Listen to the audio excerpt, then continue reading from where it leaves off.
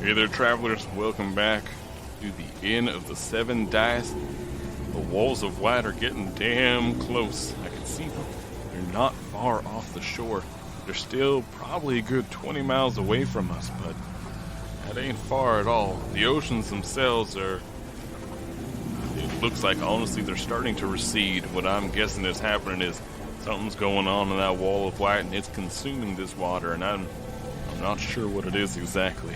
But right now, everybody's funneling in here. Sanctuary is absolutely packed. We have people set up all out there. We've gathered a few more heroes to try to help us out, but let's go over and talk to Wingover.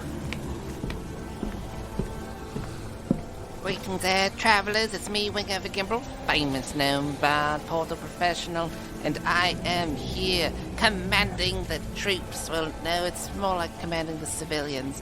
But thanks to Diana's work out there, we've managed to make a lot of headway. We've actually brought Chenille here to assist us. Or is it Yagditha? Chenille, Ditha, Yagil?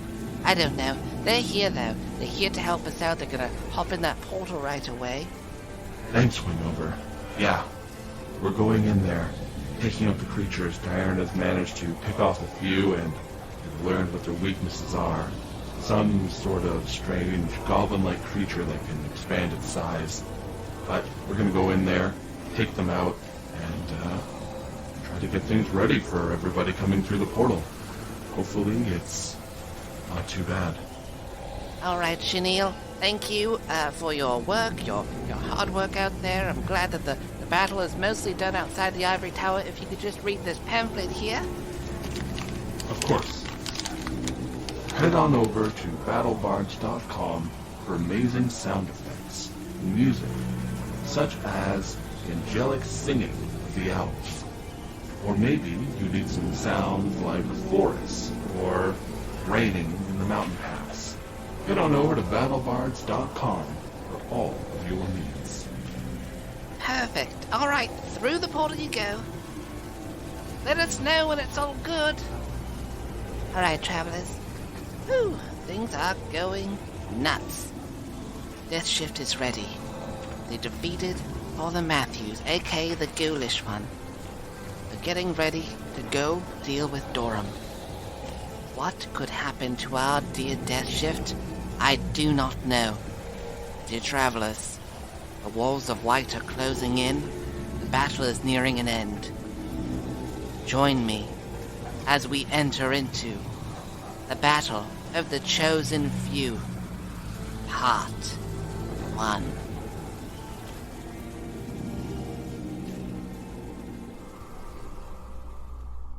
Hey, I'm Brent, and I'm playing Kelsar, the Tiefling Paladin And chosen of Yetifa. Hi, I'm Humberto, and I'm playing Bordon, Dwarven Cleric and Chosen of Time. I'm Evan, and I'm playing Ronnie, the half-elf bard and chosen of chaos. Hey, I'm Robert, and I'm playing MZ, the Githyanki Ranger and Chosen blood. Hey, I'm Jason, and I'll be playing Draxir, the Dragonborn Artificer And chosen of machines.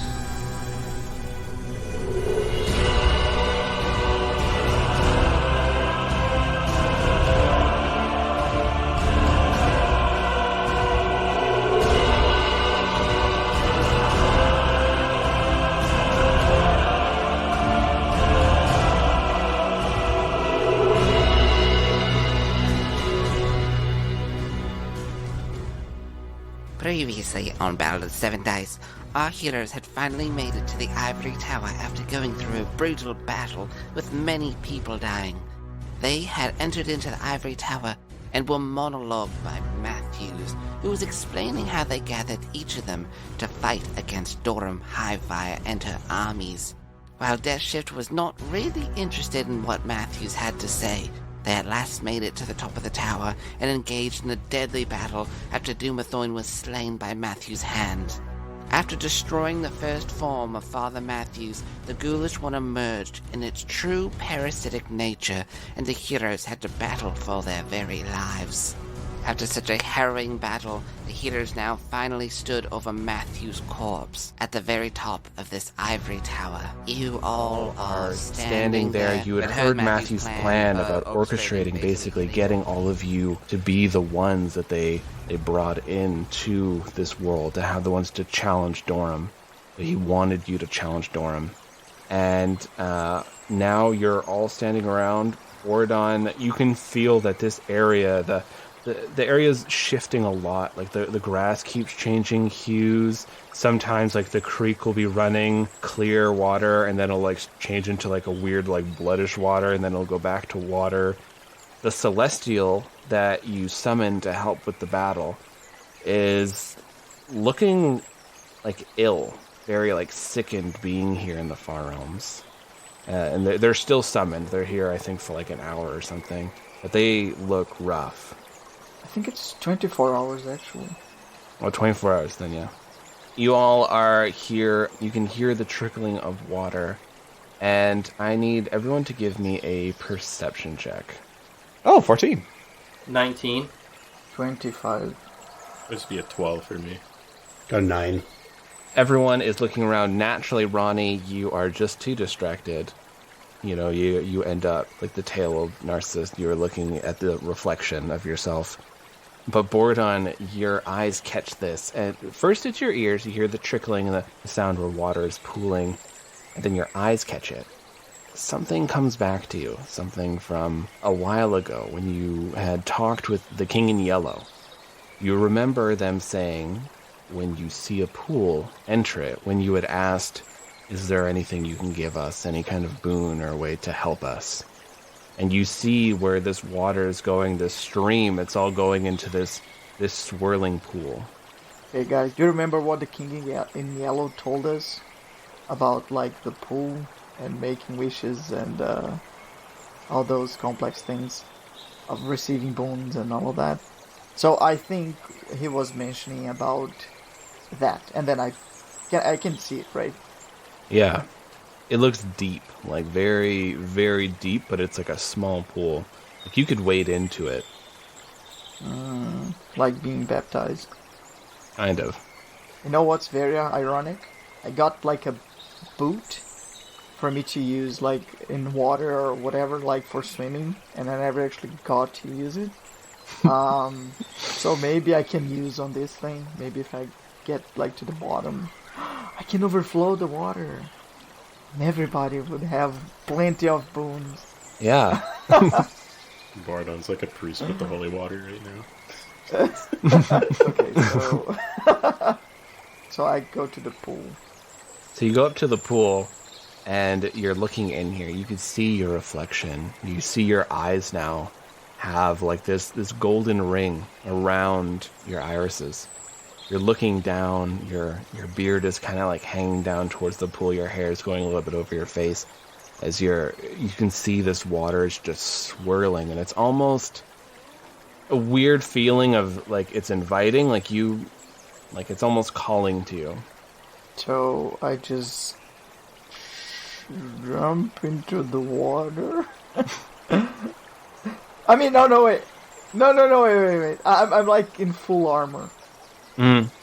Right, so maybe that's not the greatest idea. And cast Water Walk on you.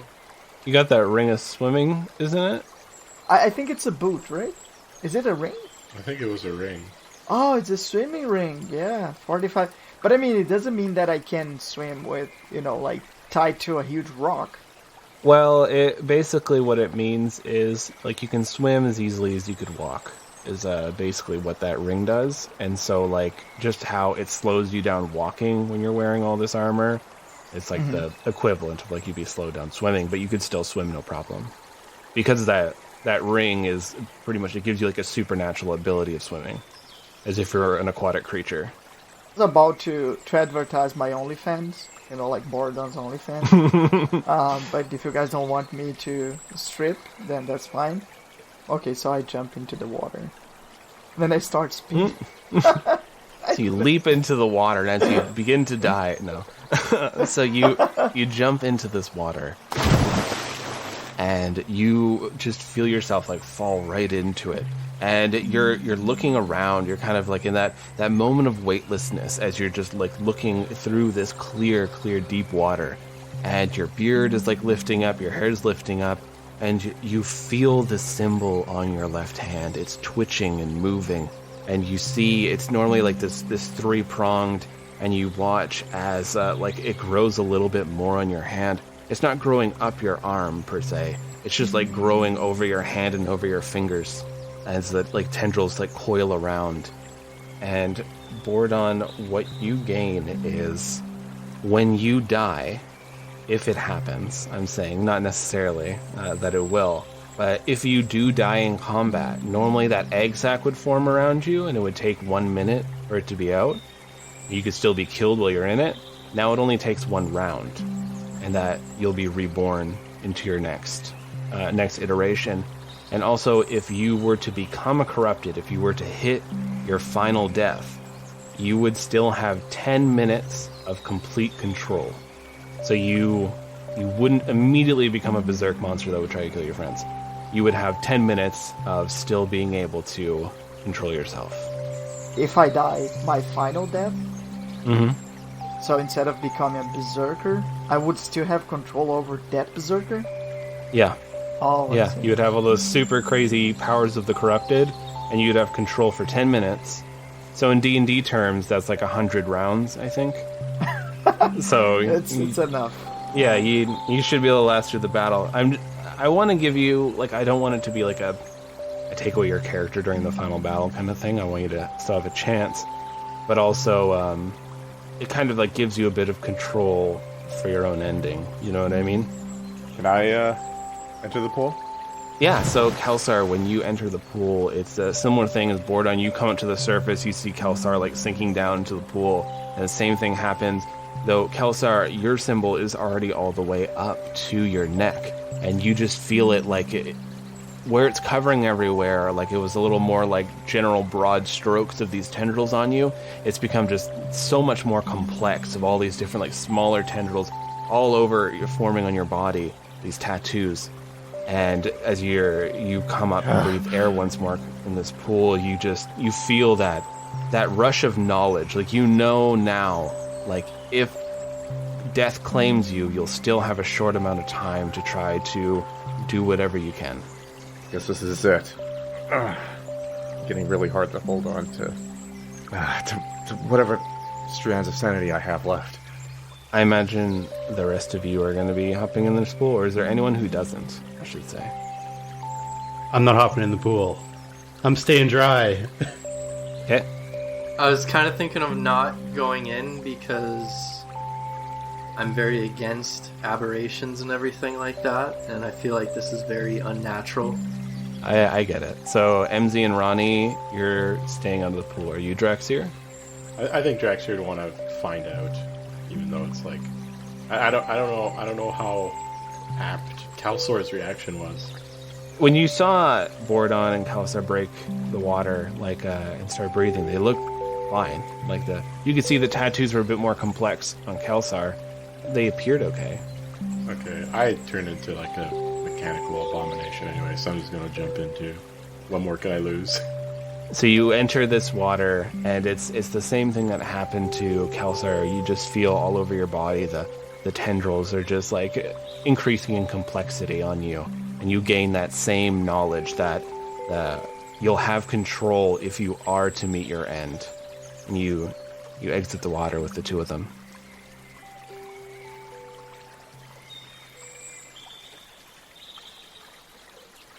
So I'll try to convince MZ and Ronnie to enter the water, since it's like our last battle.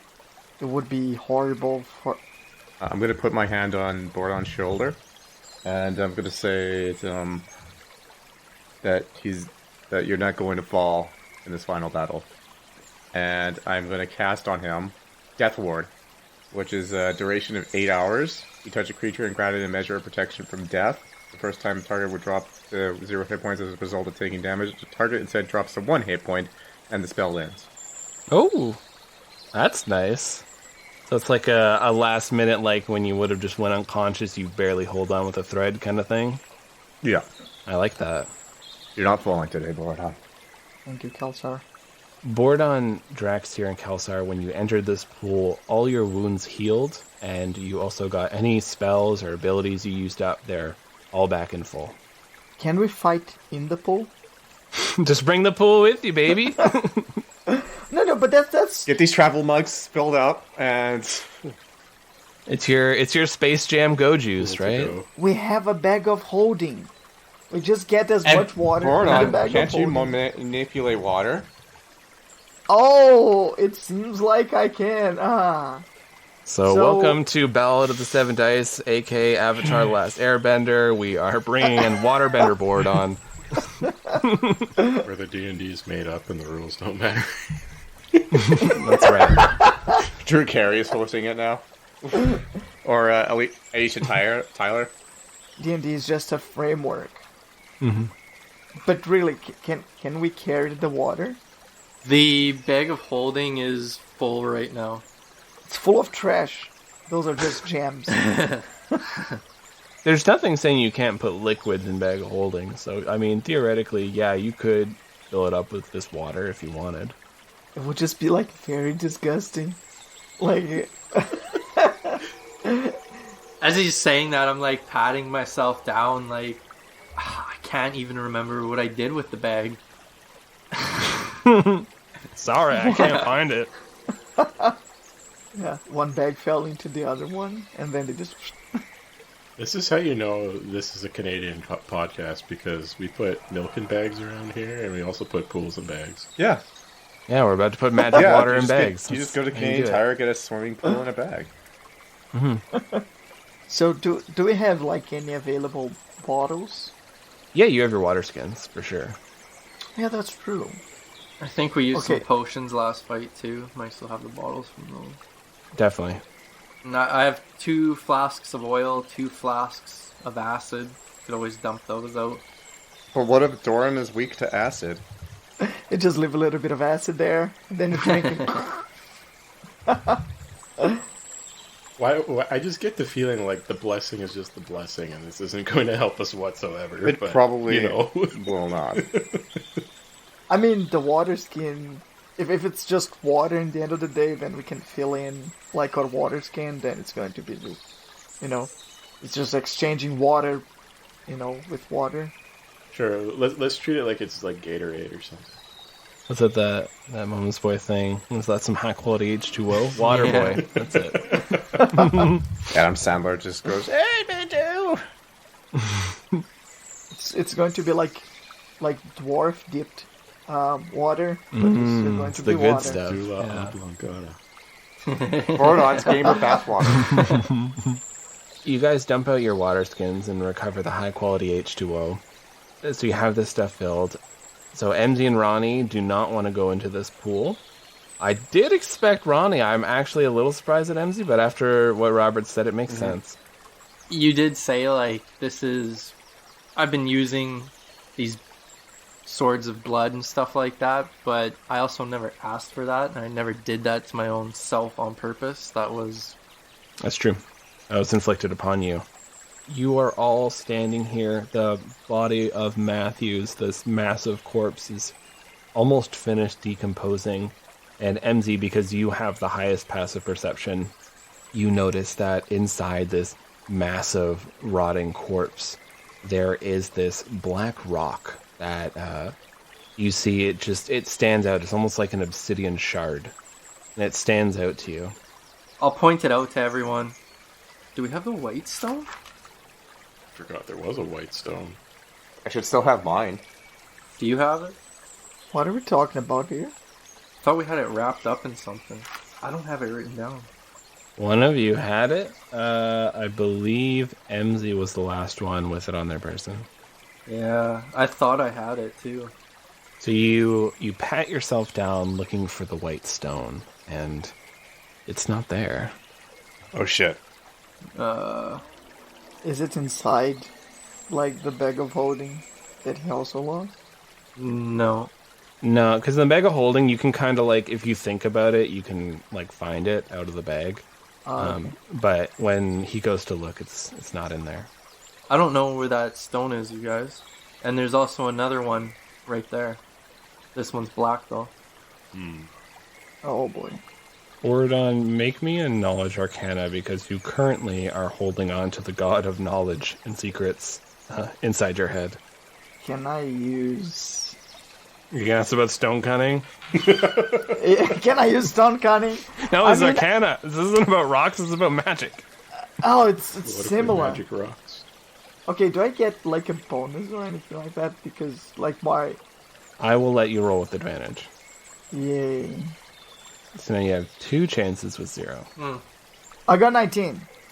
You're thinking on this, and it takes you a second, and you're like, because these aren't your memories. It's like you're sifting through someone else's memories. It's a very weird feeling, but you're looking at that, and that's a keystone to a portal.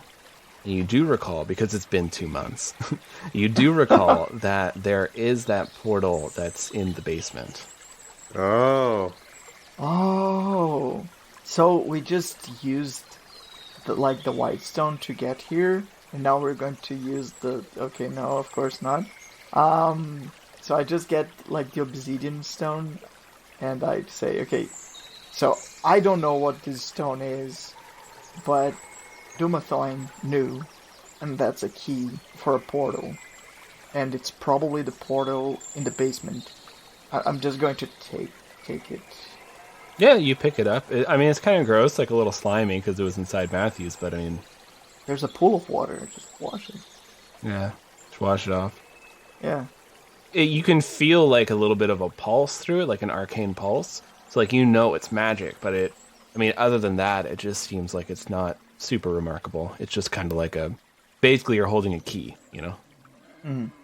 Well, let's go. Yeah, I think we should leave this place then. We're running out of time. We have to finish this. All right, so you all march down the stairs. You enter back into the ivory tower. You march past this one floor that was completely encased in ice when you had seen that Chosen who was basically holding off a number of corrupted with their ice abilities, and you had helped slay them as they were turning into a corrupted, and you killed the frozen corrupted. And you keep going further on, you go down further and further past the first few floors, and you make it back once more into the basement.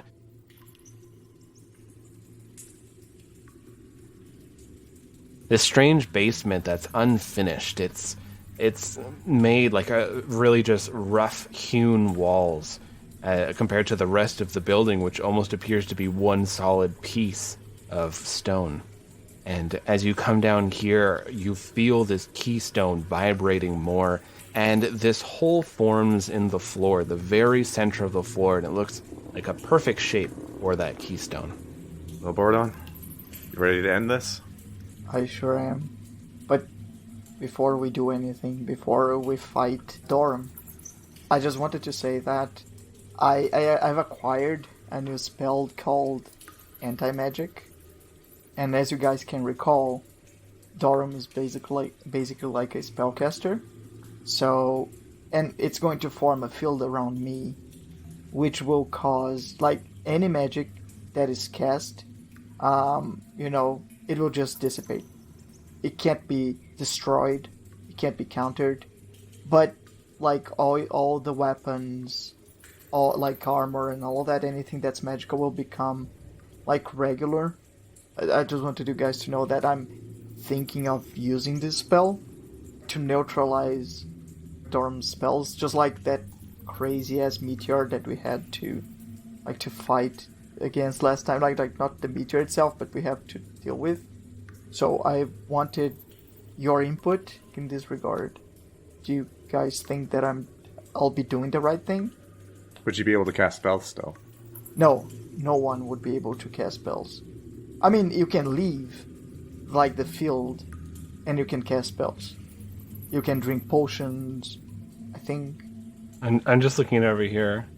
A creature, object summoned by magic, winks out of existence within the sphere, but reappears once the space is no longer within the sphere. Spell magic has no effect on the sphere. It doesn't say anything about potions.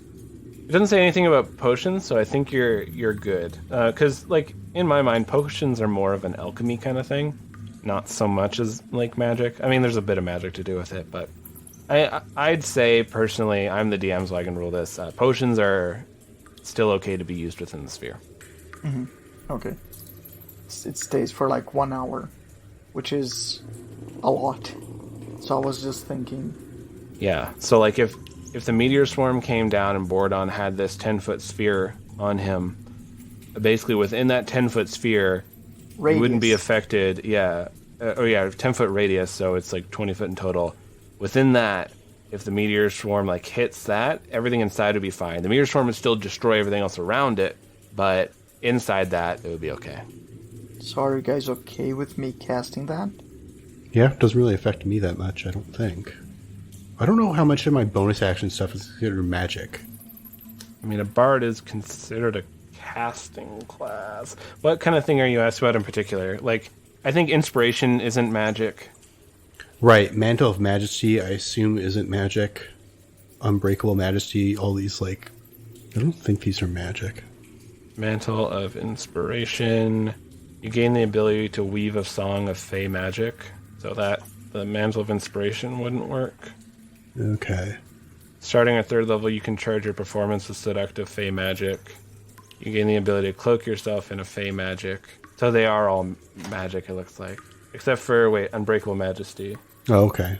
Unbreakable Majesty is not magic, so that one still works. It's a really powerful thing. Yeah, basically, Ronnie is so beautiful that nobody wants to hurt him because they're like, I'm wrecking something that's too beautiful for this world. Because let's all remember, for some reason, Ronnie has a 20 charisma. Outside of my charisma, it just takes a DC 19 to beat. Yeah. And they get a disadvantage even if they get through that. Yeah. Ronnie's just a beautiful person. That's fine. Cast counter magic. So do you want me to cast it right now? Because it will stay for like 1 hour. It'll be real hard to use the portal. Can I just disintegrate the portal? Hey, yeah. Yeah, you totally could. You could all sit in the basement. Forever. Yeah. Well, for an hour, and then it's back, right? Then you can use the portal again. So we disintegrate the portal. While it's gone, we put the bag of holding where the portal appeared. And then when it comes back, the portal's inside the bag of holding. And then we throw that bag of holding in the river. I really very much like this idea. You don't have to go through the portal if the portal's in the river. No, I think we should throw it into, like, lava. Into a volcano. Gotta go find one real quick. So Bordon kind of has to grapple for this to be, like, a foolproof sort of thing, right? Because it's only a 10-foot radius. What it basically does is make more of a shield it's more of a defensive move rather than an offensive move, how I see it. Like, Dorem will be forced to come close unless she wants to do more, like, physical attacks somehow. Oh, I thought the idea was for this to be on Dorem, so Dorem can't do anything but run away. You could do that. That is possible. I think I can only cast it on me, right? Yeah, it's on yourself. Yeah, but I was just thinking, like, you could just, like, run up and grapple Dorem with the spell, right? I think so. Would it dispel, like, the blasting that Kelsa just gave me? Yes, because that's a spell. Alright. Don't be a dick. This fucking thing is so complicated. Well, it's really complex because of how much of D&D relies on magic. So then when you have something like, well, I have something that just takes all the magic out of the game, you're like, okay, well, how does this work? Because you just broke everything. So here's my, 8-paragraph description of this spell. It becomes like just a brawl. Yeah, pretty much. Just fisticuffs. I guess it's kind of debatable, Lucas, if Uhtred would still work in this zone or not. If I'm making potions work, I'd say Uhtred would work. Okay. I would say just grab a chair, or anything that can do a lot of damage when you're smashing on other people's faces. Because this is going to be raw. We're just going to punch Dorem right in her face. Tell me exactly so would you like to enter the portal first, then cast the spell? Or do I think we should cast a spell once we're actually in there.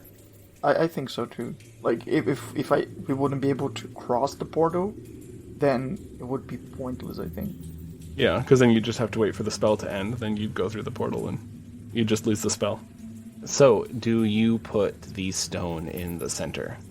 Borodon, since you're the one holding it. I throw the stone into the portal. Sure. I don't know, maybe it's going to explode. So you take the stone and you kind of just like do like that underhand toss because it's not very far. And you watch the stone go, and almost like magnetically, it just sucks right into that hole. And then it hits there, and then suddenly you hear this gushing. And you look, the walls, the floor, the spot where this came out of the ceiling, this purplish goo is coming out, and it looks organic. If any of you have played StarCraft, which I'm sure almost everyone here has, it's like creep, like what the Zerg have. So like you see like this like fleshy substance is like, it starts covering the walls, the floor, it goes under your feet, and you kind of feel yourself lifted up, and then the ground is really spongy and soft. And it's weird, it's not harming you at all. It just seems to be this stuff that's coating everything. You watch as then this obsidian shard starts like floating up into the air, spinning faster and faster and faster, and this black light starts emanating from it, and it's blinding. And as all of you cover your eyes, you suddenly feel this really buffeting, strong, cold wind as you feel snow hit your face. You blink and look around, and you realize you're on the side of a mountain. You are very, very high up. The air is thinner here as it like catches you off guard. You know how the cold wind steals your breath. As you're looking around, your eyes are trying to focus because the light's reflecting off all of the snow. And you look up and see this castle is like crashed into the side of this mountain. This ancient castle. You can see it looks like that Dracolich that you fought before in that war. It looks like it came back here and had crashed. Its bones and everything are scattered everywhere, and magic holding it together no more. Just the remains of this dragon are strewn about this mountainside. And you see there is this worn down path from where you're standing. There's this almost like circle of stone with runes all carved in it. And you see this path leading up to this old, decrepit, broken castle. Let's go. It's time to end this. There's no time like the present. How long would it take for us to get there? It's like a 5-minute walk. It's super close. Okay. Do you guys want me to cast the anti-magic field now, or...? I feel like we should surprise Dorem with it. If it doesn't take like 5 minutes to cast. It's just one action. Yeah. Because I feel like that way, like, we can even like throw some spells off. Like, they're not going to cast like some giant meteor thing the first turn in. I wouldn't think. I don't know. Maybe. I'm not the DM. We could at least even just see the turn order. And then, like, because if you end up going last in turn order, you might as well, like, throw big spells and then you cast it or something. Mm-hmm. Fire all the glass cannons and then put it at the wall. Yeah, exactly. So all of you march up to this castle. You're just walking through this snow. The doors open quite easily. Even though the castle looks decrepit, the doors themselves look quite new. Opening up into this room, you see just mounds upon mounds of bodies are all over the floor. You see there are corpses everywhere. You can see that like these creatures must have all recently died. Their mouths are open in screams. You see hobgoblins, humans, elves, all sorts of people, all wearing the robes of the Church of the Shining God. Amulets around their neck, sunburst with sets of smiling teeth. And just everywhere you're looking, there are dead. There are dead monsters. There are dead lieutenants, like all sorts of people throughout this castle. And you can see further down, there is a closed door off to your right with some more bodies in front of it. And there's a hallway stretching forward, and it's just filled with more bodies. They drank the Kool-Aid. You think Dorem sacrificed them to increase her power? I don't know. I mean, Wasn't Matthews the necromancer? It's possible that they could have perished after when Matthews perished. Could be. Let's keep going. We shouldn't keep Dorem waiting. Yeah, let's end this. So you start marching down these hallways, and you're just seeing more and more bodies as you're going along. They look like they're caught in moments of terror and pain. None of them look like they're happily giving their life for something that they devoutly believe in. You're passing closed doors, and you keep seeing more and more just there's death all around.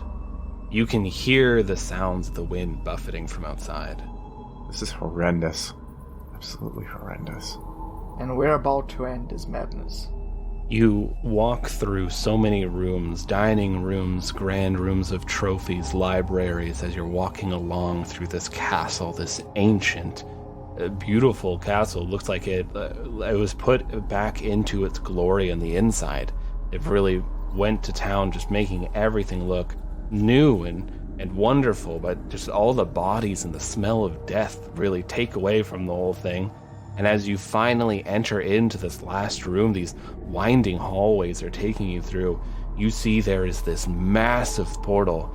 It's glowing on the ground, and there's just more bodies all around. You actually see a number of broken utilities, like broken swords. There's broken pieces of armor. It looks like a lot of magic items were collected here and just drained and shattered. The one thing that stands out here as you're looking in this room with this portal in the ground, this just deep red portal, is you see that there are 4 pods that have people inside them. The technology looks far too advanced for this world. You can see on these pods there is this old lettering that spells out the Nostradamus Corporation. In these pods, you see Amelia, Ronnie's daughter, Yolanda, Bordon's sister. You see Spellsinger from Arkham. And the one that throws you off the most is, in one of these pods, in this deep, deep sleep, you see the Beast, one of Dorem's lieutenants, the massive creature who destroyed Geldspar. No skin, gigantic tree trunk arms, hands ending in these razor claws, this head that's been sunken down into the torso of this creature. Its tongue is just hanging off to the side. This giant, twisted creature is sleeping, just curled up inside this pod where it looks like it shouldn't quite fit. And you see there are wires that are all leading to a terminal that's right near this massive portal. You can see rune work carved in crudely with must have been some arcane tools all over these pods. I'm going to go to the pod that has the beast in it and see if I can sort of examine and understand how these work. Draxier, roll me an intelligence check with your proficiency. Do you want to know what the modifier is for this roll? Plus 16. Oof, oh my god. What? So, that's a 23. So you are taking a look at this, you find vital signs. The beast is clearly in a deep sleep. As you're looking at the rest of them, it looks like they're all in the same state. This machine is putting them all into a comatose state, but it looks like they're all hardwired to, when you open up one or disable the lock on one, all of them are going to turn off.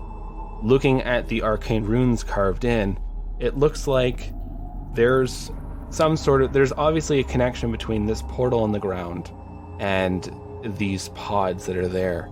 And as you're looking over them, you take a glance up because you can see there's large windows in the ceiling, and you can see there's cracks starting to form in the sky.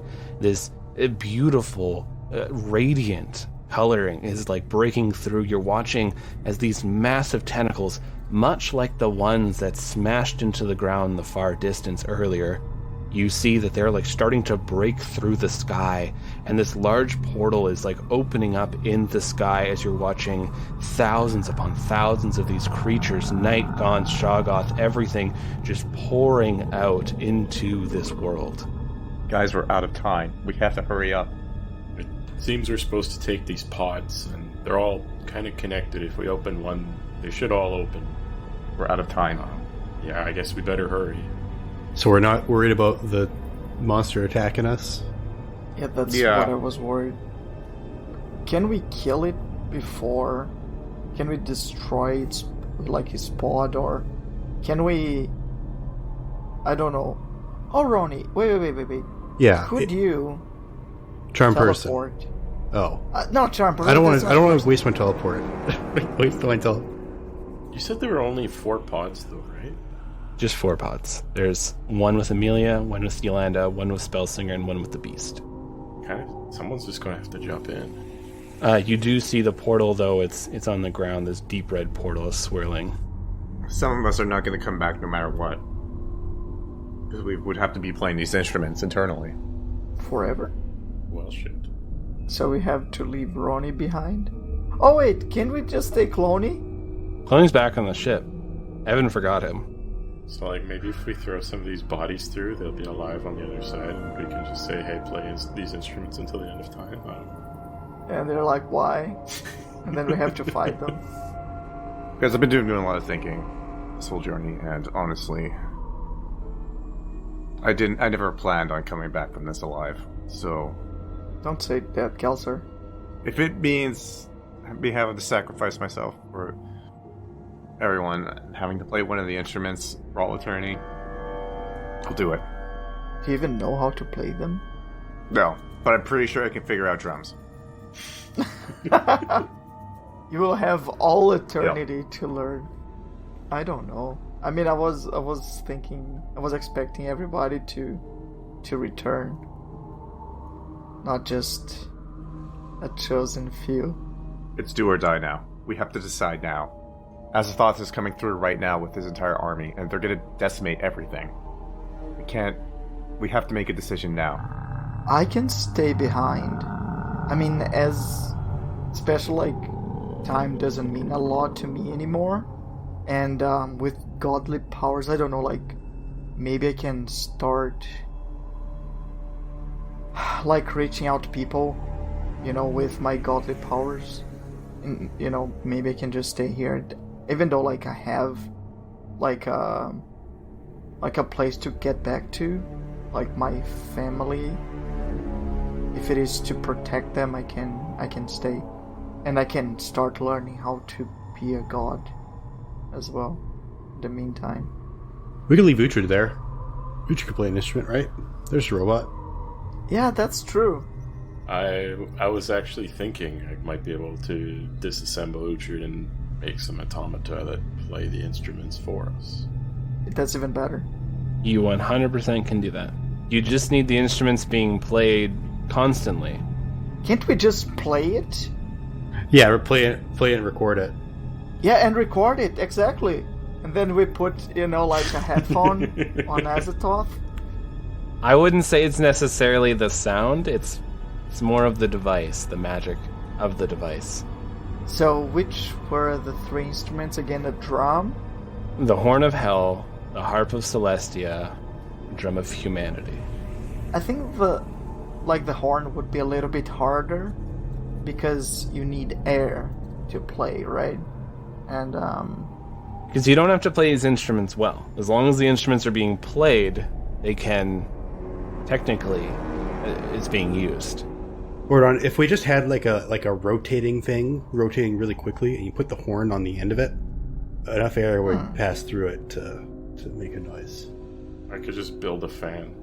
okay, so Drexir, the fate of the entire world is in your hands now. Start building your fancy thing. So I will say, if you want to make this happen, you will have to disassemble Uhtred, and you can make 3 small automata to play these instruments for you. Alright, well, just from like a practicality standpoint, I think we kind of have to like jump through the portal soon and probably neutralize whatever's on the other side so I can actually do this. I don't really think there's time like at the moment. So what about the pods? Like, my sister is still there. The pods are on right now, and it's just keeping them in a sleep at the moment. It's keeping them basically just in like a sustained slumber. I mean, we can take care of whatever after we leave the portal, right? Well, or we wake them up so that we have 3 more people to attack with. Do we really? I mean, are they strong enough? I mean, Yolanda was very good at running away, right? I don't know if, like, battling was her thing. She's quite old as well at this point. Yeah. She's probably like the equivalent of like a person being in their late 60s. Okay, we'll just leave them then. Come back and deal with them later. I think we just gotta jump in the portal. Let's end this. You really want to finish this? Okay, let's do it. Well, there's also like thousands of things flying down from the sky to get us. The world is filling up fast with monsters. That's kind of my major concern right now. So, who's jumping in that portal? I'm going. I am? Dorem! I'm jumping in with Uhtred. You all leap through this portal.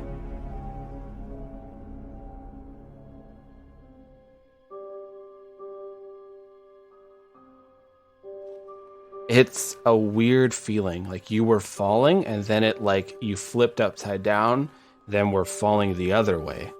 And you twist and turn and falling in every sort of strange, weird color, shape, everything imaginable. You're going through the weirdest tunnel in the world. As like every shape is going past you and color. You land on this translucent disc. It's massive. It's probably 150 feet in diameter. You are looking around. You are in the middle of the stars. You see like nebulous stars and everything all around you. Glorious, beautiful lights. Just everything that you could picture, the majesty and beauty and power of space surrounds you. You see Dorem is floating up there in the air. You see energy is crackling around her. She's shining this bright, radiant light. Her eyes are erupting this light as she looks down. Her voice just reverberates through this space. You've arrived again. You've shown up time and again and again, and each time I've killed you. Why won't you let me save these people? Why won't you let me save these worlds? Because you're not the one to save them. You want them just to suffer? Just to die? And the gods keep making new iterations of you and sending you here? How many times have I ripped Borodon in half? How many times have I slayed Kelsar as he screams, wanting to save his world? Because death is a part of life. Without death, life becomes meaningless. You are playing into the gods' hands. I am a god. Then you will need to die as well. Yes, death is horrible and painful and terrifying. But also with death comes life. And it's beautiful. I'm not opposed to death, Kelsar. I'm opposed to the tyrants that are the gods. I'm opposed to the fact every fabric of our fate is predetermined. Everything is controlled. How many worlds have they destroyed as they got into a bickering? Gods have destroyed continents, committed genocide, just because they felt it aligned with their best interests. To the gods, mortals are just disposable chess pieces. It is time we took back the strings of fate and had the mortals take over. So your intent is to release a god and kill everyone and everything? To decimate everything that has been created? It won't kill everything and everyone. It will just slay the gods. Only the people who keep running up and attacking the shining god and stand in its way, those are the ones who would die. The chosen have been agitating it and causing this endless war. Your group is the reason that all these fights continue to happen. I'm just here trying to save everyone. You've killed my friends, my family, and now I will kill you again. Not this time. While all this is going on, while that minute or so of talking was going on, Yep. can I just say I was playing a little guitar there? Yeah. Okay, cool.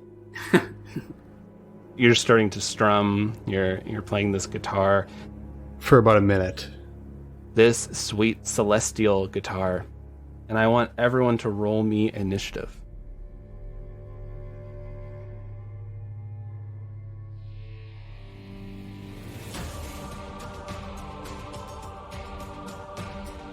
$17.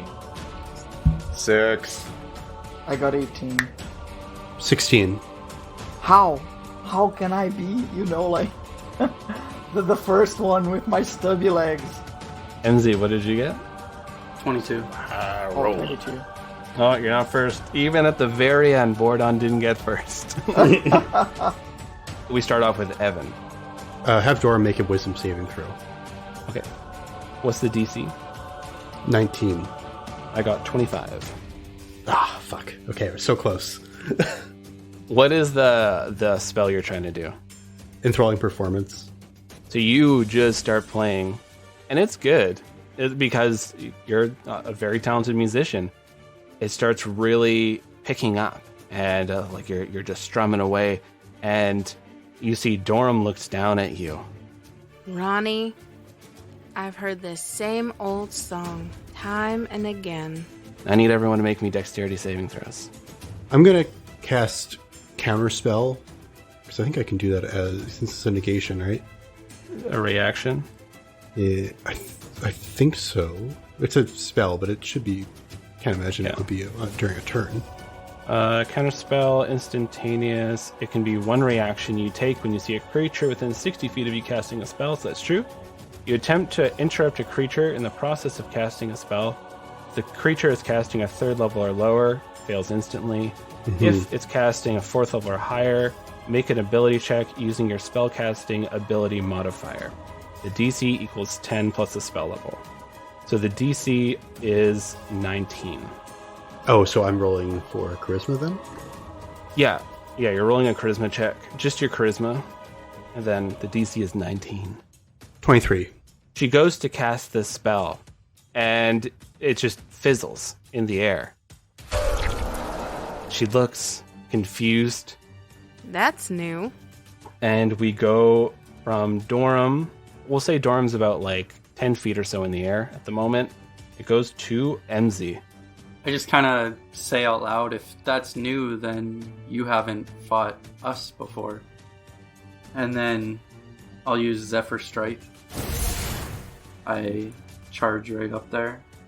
So you're going to do like a giant like leap and like bring your swords, because she's currently in the air. So you're going to like leap up and like attack with your blades? Yeah, I'll give that a go. Make me an athletics or acrobatics. And I'll say DC, you're running, so I'll make it DC 15. No. So you jump, and you're close. Your sword's like, you swing, you almost hit these robes spilling around her. As you come and you do like a sweet roll and catch yourself and spin back around, and now you're on the other side of Dorem. From MZ to Borodon. Okay, so what I do, Lucas, I cast anti-magic, and then I put a sword right underneath her, because I'm quite sure she's incapable of flying. Oh my so god. it's going to be some like impalement action. What's your sword? I don't have a sword. It's a Oh, okay. I thought you did. I could stick your hammer out or something. As you guys, unfortunately, you guys don't know that, but Borodon was very good at baseball, and he does have a hammer. So, as she's falling down, It's getting worse. So you cast this spell.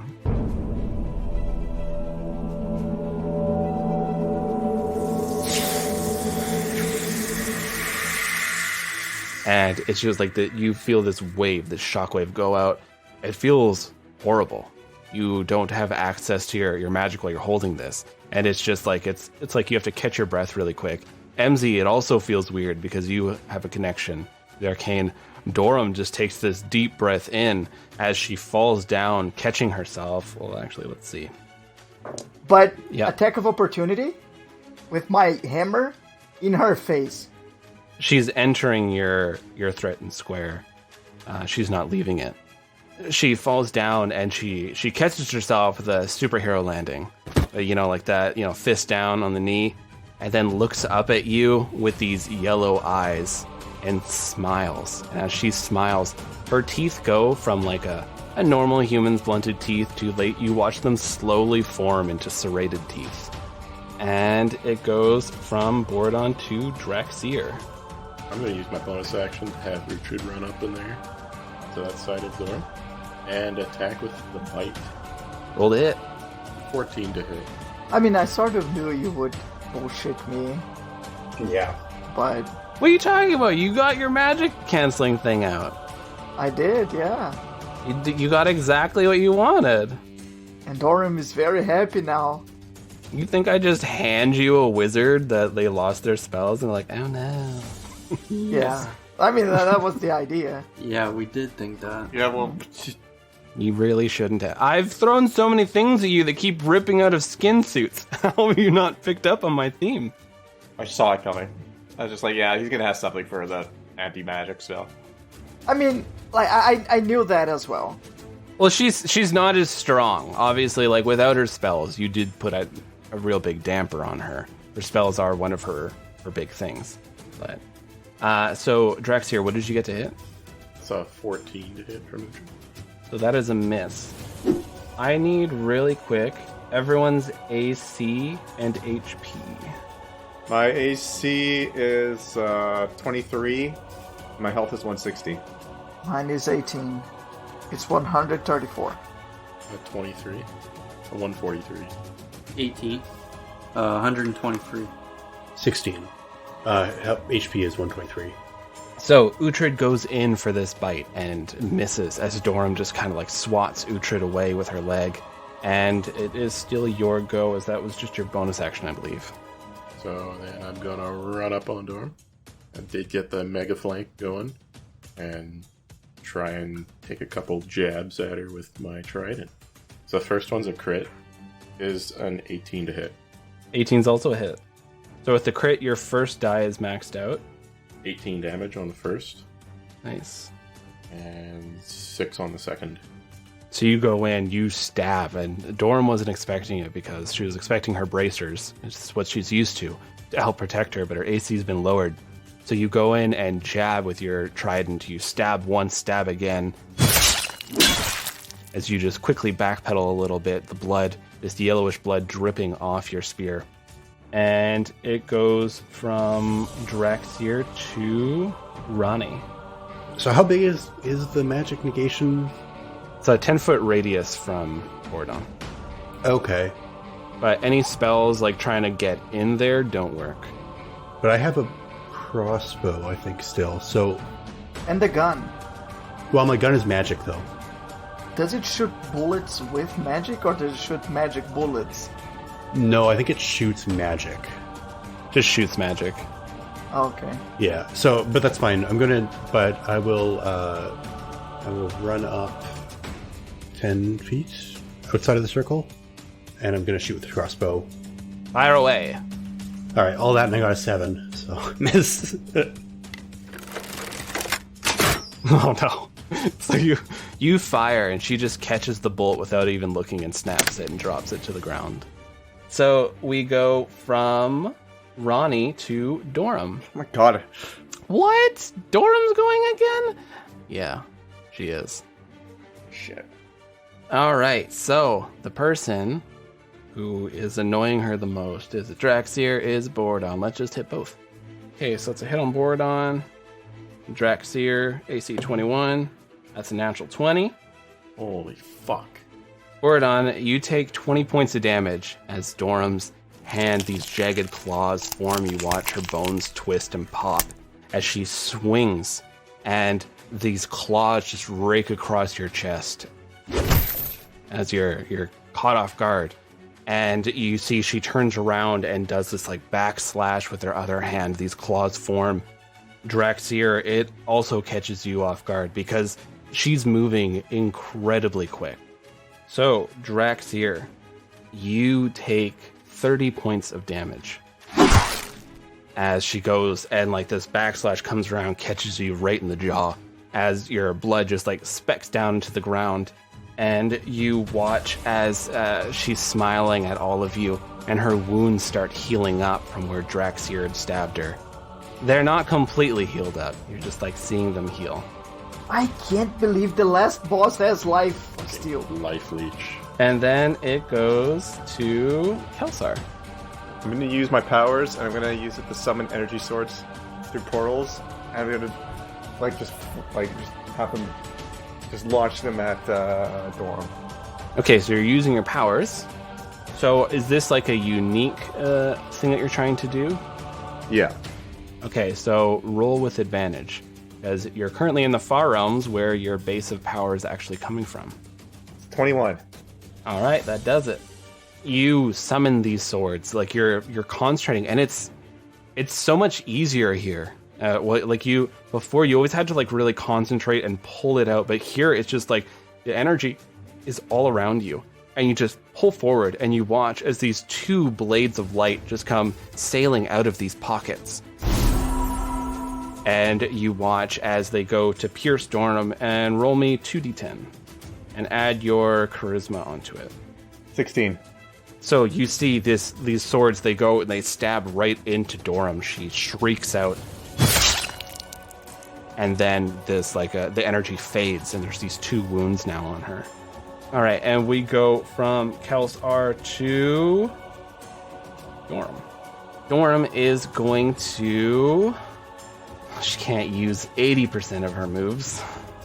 I think she's going to attack Uhtred. And then if she destroys Uhtred, she's going to try to move through that square. Good luck. All right, what's Uhtred's AC? 15. That's a hit. That's a hit. She does 31 points of damage, attacking onto Uhtred, just ripping pieces of metal off him and just ripping into him. Alright, it hurts Uhtred a bit, but he's still alright. She looks down, she's like... This thing is stronger than before. And she looks, I wouldn't say worried, but more curious than anything. And it goes to Emzy. I just want to add that Uhtred wags its tail in response to hearing that. Actually, I take something out of my pocket and I kind of throw it at her, I guess. I don't know. But it's one of those iron spheres of binding. Ooh, she's got to make a strength check? Yeah. What's the DC? 20. All right. So you toss this and it suddenly binds around her. Her eyes go wide as these bands of iron expand and contract, holding Dorem's arms to the side as she's furious and shrieks out. I imagine you want to stay in the same place. Yeah, I'm just going to stay where I am. Okay. From Emzy, it goes to Bordon. So Bordon, she's tied up. Okay, so I would like to know if Age Object would work. I could say you can try it. I don't know if it would have the effect that you want. So how tied is she? She has a band of iron that is keeping her arms to her sides at the moment. So, with my gloves, I put my hands gently on her face, and then I play Xbox, with her eyes, and then I use Age Object. Roll me a check with advantage. So I got 22. So you're holding on to her head, your thumbs are over her eyes, you're concentrating, you are trying to age her forward, make her vulnerable, make this skull weak. And you start seeing Dorem age rapidly. And you're holding on to this like it's working. And these cracks are forming in her face, and this light, this pure white light, just like shining out of her eyes, is starting to crack through. And she looks concerned. So you take your hands off of her head, and it looks like you've aged her forward a good 15, 20 years. But now these cracks have formed in her face, and this white light is leaking out. Is that what you were looking for? I mean, I really wanted to, hold her until her head was just dust, but that's good too. I'll be aiming at her head, all the blows. And from Bordon, it goes to Draxier. Alright, it's going to be a bite from Uhtred and 2 stabby stabs from me. So Uhtred's bite is a 26 to hit. That's a hit. 14 points of piercing damage. That's going to be a 24 to hit. Yep. And a 17 to hit on the second. 17's a miss. 10 points of piercing. All right. Uhtred goes and bites into Dorem's thigh. She shrieks and shakes Uhtred off as you stab once into her side and you go to stab again, and she manages to bend out of the way. It goes from Draxier to Ronnie. I don't really have a ton of attacks I can do, so I'm going to try and kind of homebrewy type one. Tell me if this is going to not work. Are there, like, rocks or anything I can kind of pick up around here? Guess high or low, and I'll roll. Okay, high. So you're looking around. It doesn't seem like there's any rocks around you. Okay. I'm going to take one of my daggers. You can tell me if this is just not going to work. I'll do something else. But since it won't actually... Since Thunder Wave won't actually hit, I want to try and launch a dagger, holding it in my hand and then casting Thunder Wave. Oh, I see. Like to amplify it and make it just like projectile fire. Just rock it out. Yeah. This is going to be a little tricky, so roll me a caster check. We'll say it's DC 15. Thunder Wave's a first level spell. 25. All right, so you do this clap and then throw this dagger. It rides the lightning. As it like just echoes out. I'd say roll the d4 for the dagger normally, because you got a 25, so you did good. And just times it by 3. Got a 3 times 3. Oh, so 9. 9 plus your dexterity. 14. 14. You see Ronnie clap his hands, and then like while he's like hurling this dagger, it's a weird motion that he's doing. And you watch as this dagger just like rockets right past Bordon. Like you feel the wind just like whoosh past you, and your hair like flips up a bit. This dagger sinks right into Dorem's side. And she shrieks out in pain as she's trying to get out of this iron binding. And it gets to her turn, so she has to make a DC 20 strength check. Oh, and sorry, as just a bonus action, I'm going to use Unbreakable Majesty on myself, since I'm outside. Lucas, I'm wearing like a belt of Constitution +2, so I'll have to remove 14 HP. Okay. So you watch as Dorem flexes and this band keeps like stretching and she breaks it. And just these pieces of iron clatter to the ground. And I'm just now realizing that was a magic item and we let it be used in this thing, but that was my mistake. I didn't catch it, so it's all good. So for anyone listening going, but wait a minute, didn't Bordon cast? And they push up their glasses. Yes, he did. We go from... I think that takes up her turn, right? When you allowed that, I was like, yeah, it's probably just mechanical and not magical. Oh, 100% is magic, and I goofed on that. So NZ did it, got the restrain. I guess it's surprising because I never expect MZ to really have much in the way of magic going. He hoards them. He's got a little bag of goodies. Yeah. Like, he's a dragon. He's playing Doom, you know? He keeps that ammo to the very end and still doesn't use it. Yeah, I got a gang of shit that I'm about to unload. Alright, so the item is destroyed and the restrained creature is freed. But it has to use their action. Okay, so that was Dorem's action. So Dorem broke free of this binding. So it goes from Dorem to Kelsar. What I want to do is I want to take my wings out, fly over Dorem, and then plunge my sword down towards her. Okay. Your wings are not magical, they're just a part of your physiology, so you are good. You fly up no problem. You lift into the air, sailing above, and you have your sword at the ready. And roll me an attack roll. 19. 19, so you come down with this sword, and you slam it. And like you stab, and like she managed to get mostly of the way, but you still cut right down her side. Fight me, Dorem! with that pretty sweet attack. So the damage, I'd say I was pretty creative. You can add an extra die to rolling, like extra die for the sword. My biggest question is where Calsor is going to end up being after this. Are they like occupying the same square? Yeah, it's going to be like sharing a square with Dorem, so you'll have disadvantage when attacking Dorem because Kelsar's there. 18. 18 damage. Kelsar, you bring your sword down, slashing across Dorem. She shrieks out, and she backs up, like bumping into Uhtred and Emzy. You bump into Draxir and Borodon. This bellow echoes out from above.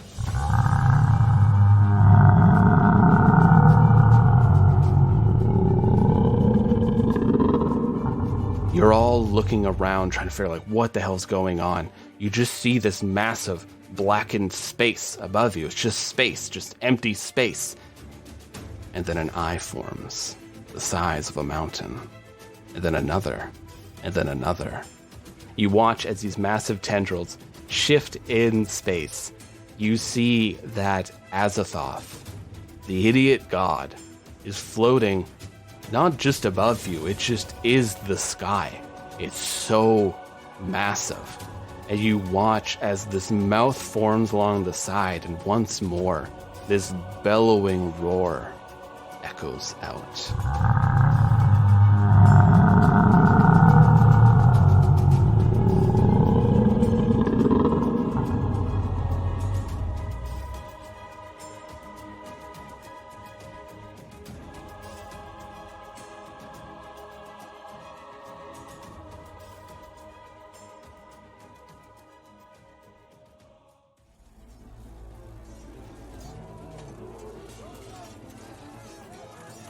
Everyone, this is your commander, Astoria.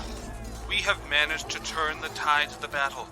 The walls of white are still closing in, and Deathshift has moved into the Ivory Tower.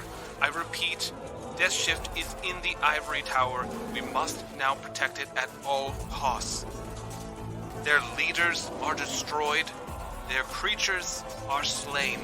Now we just have to round up what's left of these ghouls. Commander, come in. Yes. There's something going on. Something else is rising up from the ground. Don't know what it is, though. Can you describe it? Yeah, it looks like some sort of bird. 6 wings, a lot of eyes, giant beak. This thing is huge, though. It's the size of 3 of our ships. What? That bird is supposed to be gone. There's no way that bird would be here. Commander, it's coming in. It's coming in hot. I just watched it rip the souls out of like 30 people. Commander, this is bad. Commander, it's coming right for your ship.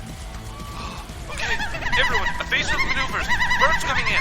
The shining bird is coming in. Everyone, we need to...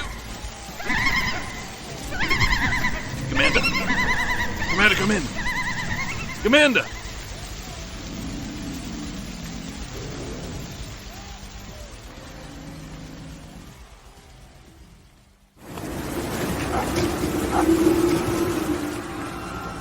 Well, travelers, that was quite a battle.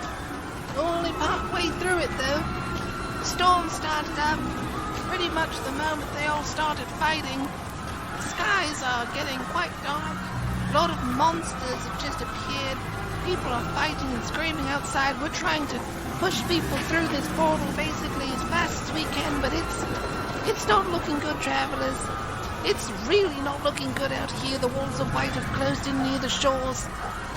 Thankfully, the purple mage is already evacuated, but that tower's gone, travelers. That tower has been consumed and destroyed, most likely. But head on over. It's kind of weird that I'm making these plugs now, but head on over to our Patreon. Lots of stuff on there. Help support the show. Drop us a review on the iTunes and Podchaser. 5 stars always helps. Fight the algorithm. Hell yeah. Travelers, you take care of yourselves out there. I'll see you the next time for the end of this battle. Alright, travelers. Bid you all adieu.